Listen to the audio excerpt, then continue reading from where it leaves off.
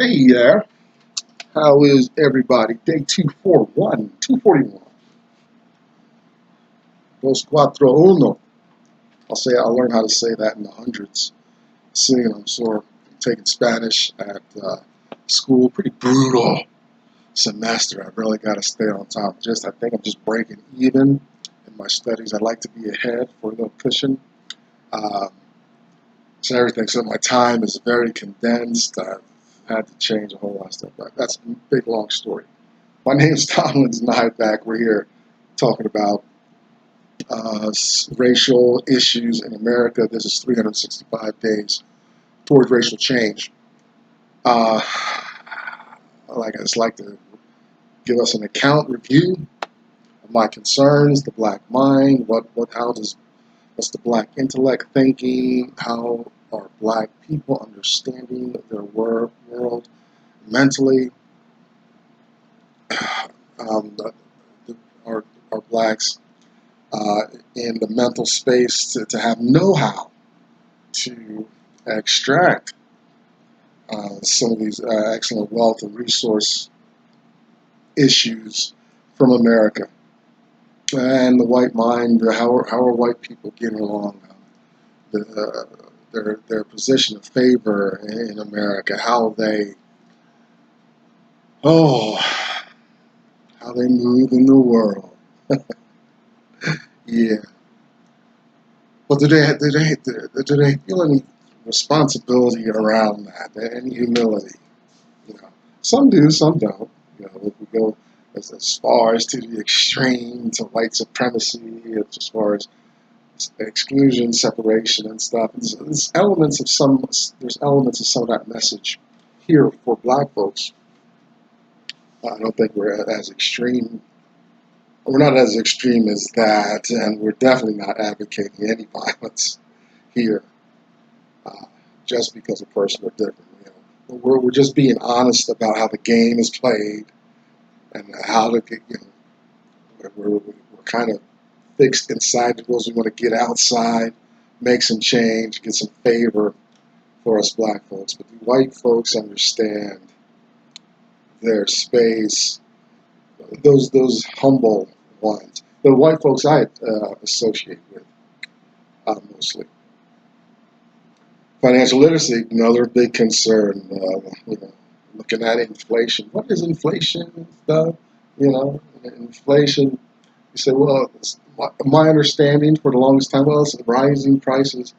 Well, it's not exact. Well, that's part of it, rising prices. But also it is putting more money in the system. And when you put more money in the system, it devalues whatever currencies you're using. It erodes its power, right? And America, there's so much like now that I'm aware and that I'm critiquing my experience almost moment by moment in the land. It was like the other day, I got on the train and I felt the racism. I don't know how to explain it. Sometimes it's good. It's usually when there's very low numbers on the train. When there's big numbers on the train, suddenly I feel racism. America is just an interesting animal. Not being aware and awake in it, it's manageable. It's when I'm ignorant of how power is impacting, influencing my experience in the moment. When I'm ignorant of that, I think I'm more prone to feeling negativity and things like that. So also, so America, and I say this in the context of financial literacy, is that you have uh, America every once in a while what it does with its products, right? You go to your major store and stuff, and suddenly you see that your product is smaller and it costs more. That's an inflation. Um, it's an inflation presentation. Let's put it that way. You go I drink, right? I'm used to a 12-ounce can of whatever. But eventually that's going to phase out. We're going to have smaller beverages, maybe for the same price for a little bit, but then later on when we're not watching or it becomes normal, the prices will go up. Well, that's inflation happening. You know, they dump more. You say, well, they dump more money in. Why aren't things getting better? Well, they raise the prices and they devalue your dollar. You know, and it's a hidden tax, is what I was introduced to it by G. Edward Griffin. Please read a book called The Creature from Jekyll Island. Oh, I'm inspired. I was brought out almost like The Matrix, right? Lawrence Fishburne, he tells the story. He met a man. He took the blue pill or the red pill. I forget which pill, but the pill that opens your mind to what's real, where you think you're having this experience in the park, but you're really plugged into machines and being mind controlled and stuff. Makes you think. That movie came out after I had a serious discussion about that with another brother. It's like, what if we're really like? That's before the movie came out. It's interesting. What a coincidence. But I lost my train of thought. Oh, Dr. Anderson. He was my pill, the right pill to break me out of my slumber, out of my denial about race in America and how it impacted me. And I really needed it because I spent so much time with white people. I believe I was in and part of that group, to some degree and in some aspects. But his work shows me historically, systemically, factually, why that is not so, in my experience. Black labor, white wealth, search for power and economic justice, and Dr. Anderson's national plan to empower Black America. Powernomics, you can find Dr. Anderson at powernomics.com. Please give him tell him I said hello. I don't know him personally, though. Anyway. Behind me, you see the hashtag S2 symbol, Black women. Get it there and support one another. Check out Black Enough, BLAGGEN. You have kind of Black Facebook experience. If you can't find your flavor here on the World Wide Web, do what I did. Start your own little piece and go for it. And finally, we have a fictional account of historical, systemic, factual aspects of slave life in America. Great conversation points for us. And we're taking some time just to digest some of the notes I took. I did some study on my vacation. I couldn't have a vacation. You don't just sit around on vacation. It's a vacation where you do what you want to do. How about that? You don't go to a tourist trap or anything like that. You get away, and remember again what your original passions and dreams were. And for me, I like writing and studying and stuff. So a big chunk of my vacation was getting ahead on the notes for this program.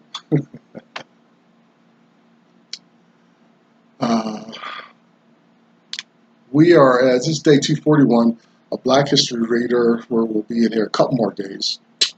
And today we're in question 74. We just got done 6 or so points of Dr. Anderson's voting guide, talking about exclusive Black interests, aggregating Black resources, moving away from intangibles and symbols and getting real benefits, about how we're holding Black political leaders accountable if they run and win on Black support, things like that. So very good. We finished that up yesterday. Now today we're going to look. We just dance around. We're not going sequentially through the book. I close my eyes and open the book. You ever do that with a book or whatever?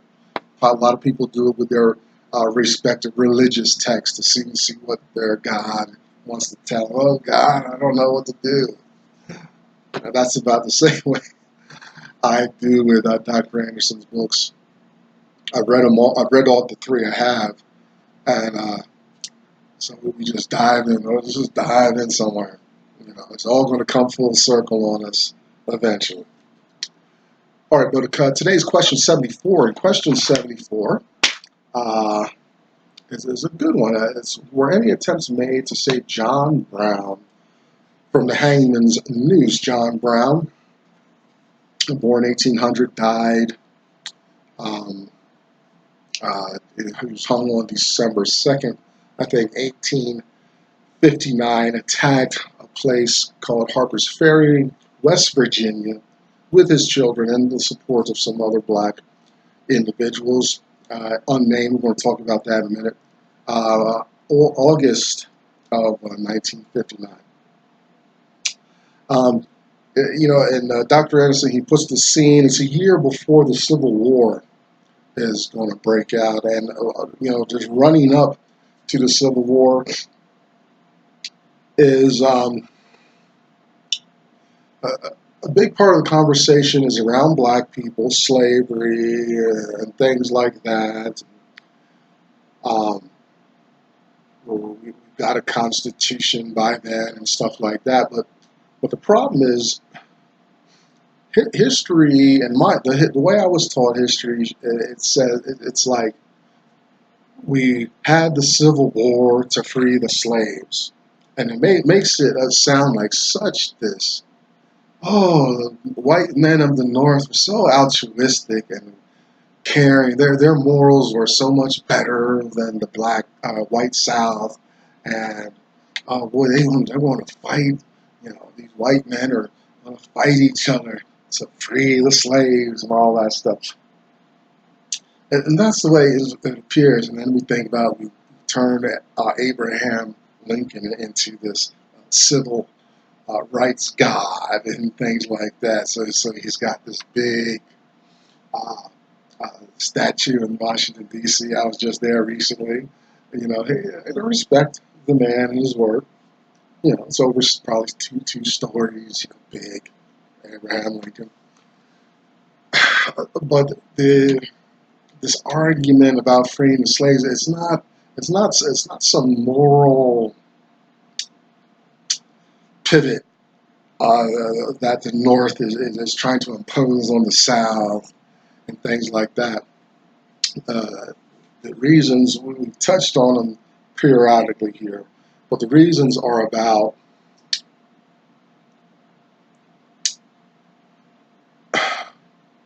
they center around the economics of the nation. They center around voting power of the nation. If there had been black representation in the corridors, echelons of power on either side, then we might find some sound argument for approaching the Civil War as a moral issue, but it just was not. And you see, if you read James Madison's notes, 1787, at the Philadelphia Convention as they're putting the Constitution together,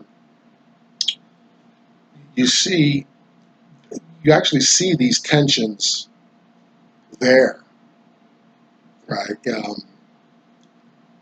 So you see those tensions. We'll say 26, 80 years prior to the Civil War, roughly. You see some of these tensions because you see supporters of the South saying, trying to gain power based on their human black resources that they had. And you have the North pushing back against that by redefining what a black person was. So they seem to settle on 3/5 as a human being for a time. And those kind of conversations are happening even as far back as 1787. All right, probably even further back than that. But James Madison's notes reveal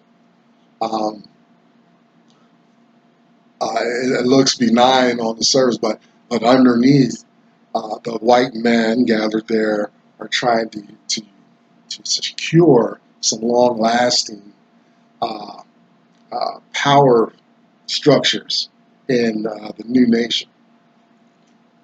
Remember, the new nation is like, it's this gold mine. This is an untapped reserve. I bet you it's like, boy, everywhere their foot tread,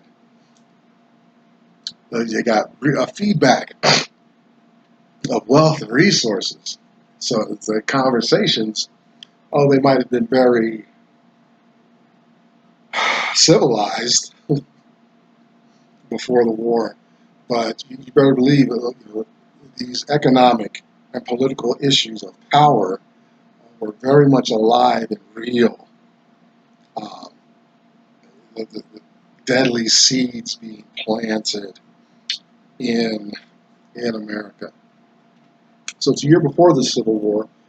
So these tensions are boiling. Remember, it's not a moral correction in the nation towards black people. Black people were not even represented in the conversation. They're just all the freeing of them or the captivity of them was for the purpose of political and economic power for the overall white structure in the land. It had nothing to do with making black lives better and black lives mattering. Try to get that. But John Brown, he sees the humanity of the black folks. So whatever his motivation is, I've not studied intricately any writings, whatever has been preserved of his. But I'm guessing at least he's seen the humanity of black folks. And John Brown's a white man, and he wants to see uh, see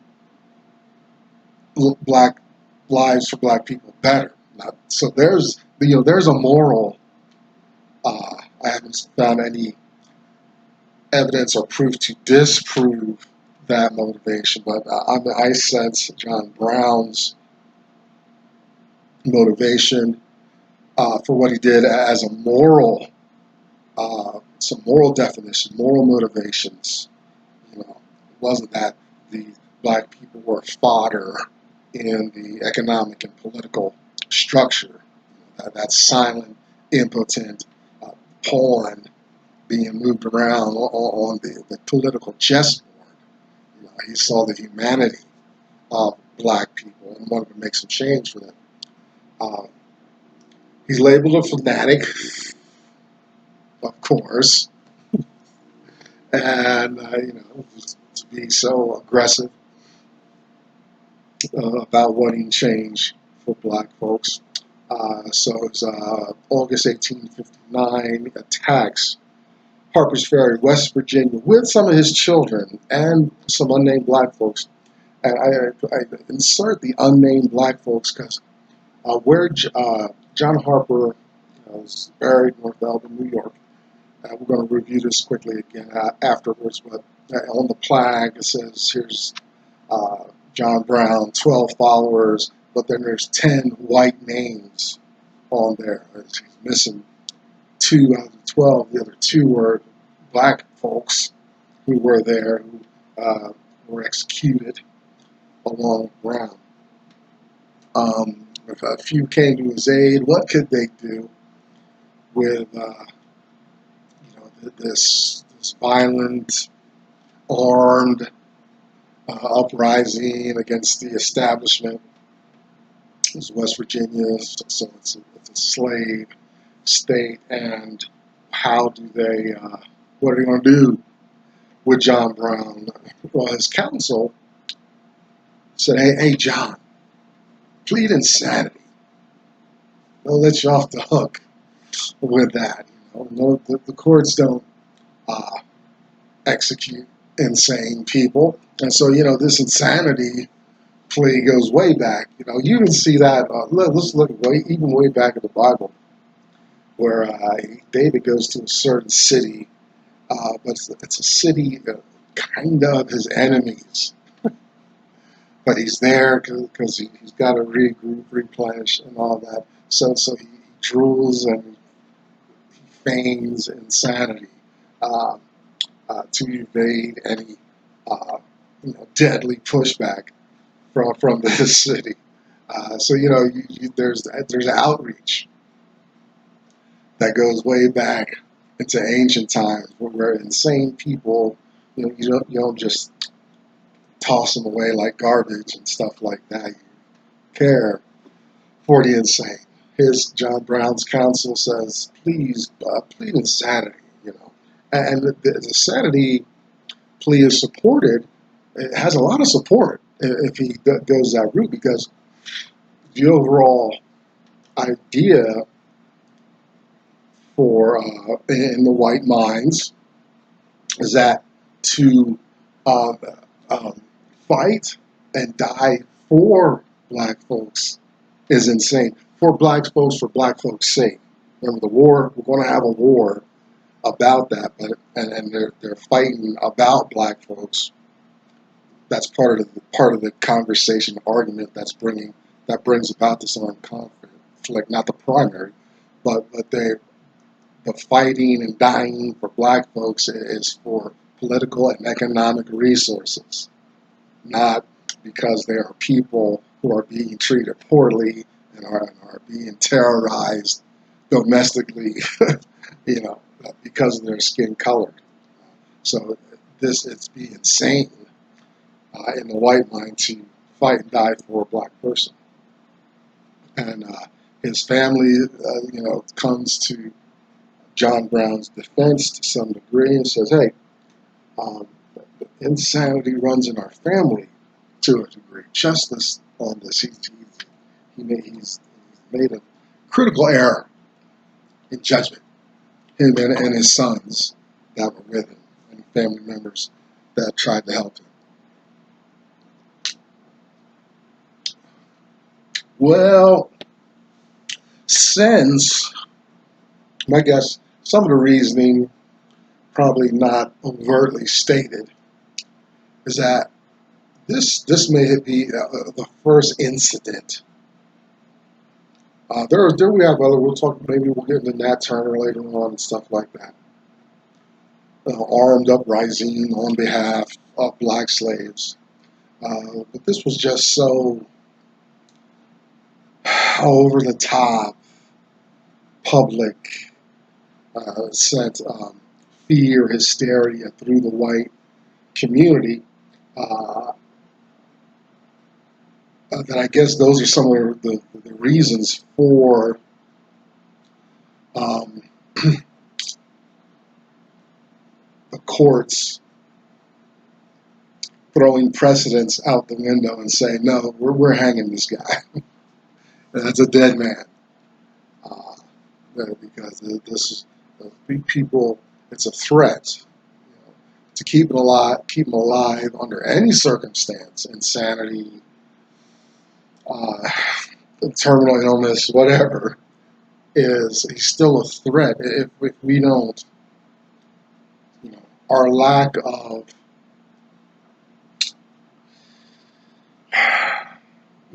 our lack of action as a court in the land is going to encourage maybe even other white folks to have, go storm into armories and things like that and have uprisings and whatnot.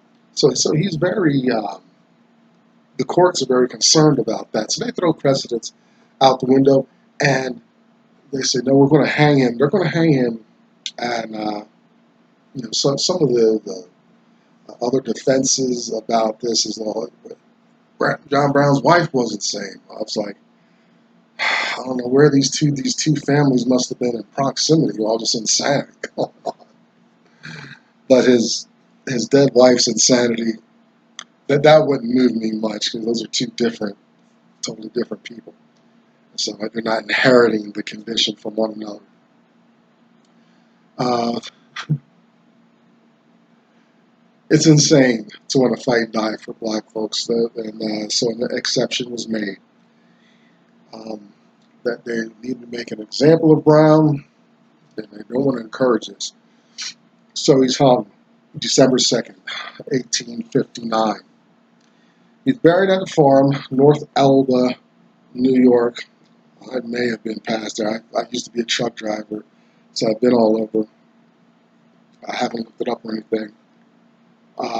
Plaque there at the gravesite, includes the some information that there's 12 followers buried there. So I guess there's 13 guys stacked up, whatever. He says there are 10 names of white folks, but uh, other two people are excluded, and they're excluded because they're black. And, it's like wow, white power is even blotting out um, any mention, any involvement of black people. Like there's no like racism even has crawled into the grave even in this country at one time. I mean, how insane is that for power to be so feel so threatened that it goes in, that it tries to assert control even in the grave.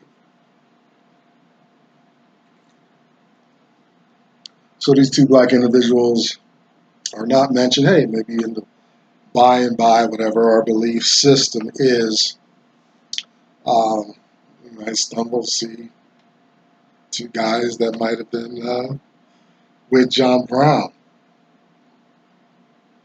Uh, but Dr. Anderson, he's pointing out, no one came to his aid and stuff. And, just this country's relationship with slavery, how it has left such a mark on what this nation is, who it is, what it is, and stuff, that it's still dragging its heels on being overtly concerned and conscious of its involvement with slavery in the land and such. It's very sad, very disappointing, very disappointing. But it's there in history, and it continues to reach out as the harder America tries to move away from that, or even create programs and initiatives for Black people. It only reinforces this troubling period in America. Even with some white folks, not all white folks, even in the South, everywhere in the world, are into this skin color thing. I know that. I'm not naive. You know, it's just sad. America's going back to the reasons, motivations for the Civil War. America's slavery or America's racism is sad because the roots of it aren't and from an abstract hate condition, a simple hatred of a different person. You know, uh, the initial roots of um, this disparity between black and white people in America is it's about economics and political power. You know, it's just it morphed and mutated into a creature that has a lot of negative and hatred overtones to its apparatus, if you will. But it was born from um, the same conditions and ideas as you going to a lawn care provider and buying a lawnmower. You're just it's farm instrument, you know. Uh, but we don't hate lawnmowers and stuff. And interesting, we hate the people who filled those spaces and places. So there you go, day 241 out of the way. 365 days towards racial change. I'm Thomas Nyback. Please come back tomorrow. Let's see what we can get into. Moving right along.